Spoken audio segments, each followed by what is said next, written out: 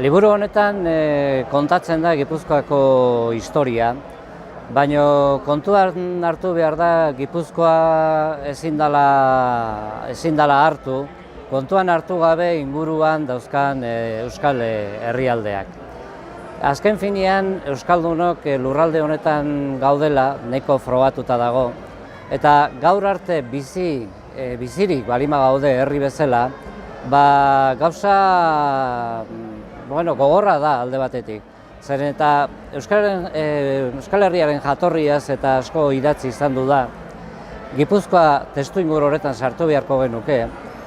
Hori jakinda, misterio larriagoa da, gaur egun arte nola bizirik izan duen herri honen izaera hori mantendu eta herri aske izan nahi izate hori, ezta?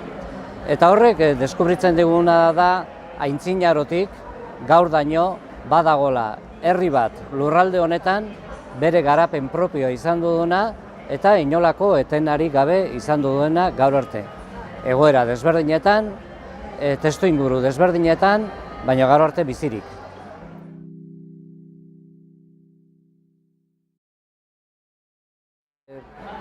Lehenengoz, Prianako printzeak erabili zuen esaldi bat, ondo definitu dezakeena gure historia, ezta, utrikon roditur. Hau da, alde guztietatik hortzikatu egiten haute. Hemen bada herri bat, herri baketsu bat, herri garatu bat, herri noble bat, eta tokatu zaizkion inguruko beste herriak, beste estaduak, nahiko erasokorrak izan dira berekiko. Utriken rodikur, alde guztietatik hortzikatu naute. Baina ez mundutarra bakarrik, ez estadua bakarrik, baita badirudi ere hortzikatu egiten gaituztela zerutik ere. Hau da, Elizaren papera oso gogorra izan du da gure historian. Eta Elizak ere parte aktiboa hartu izan dute. Eta ez beti, eta ez gehienetan gure mesedetan. Baizik eta gure auzo inbaditzaileen mesedetan jokatu izan du.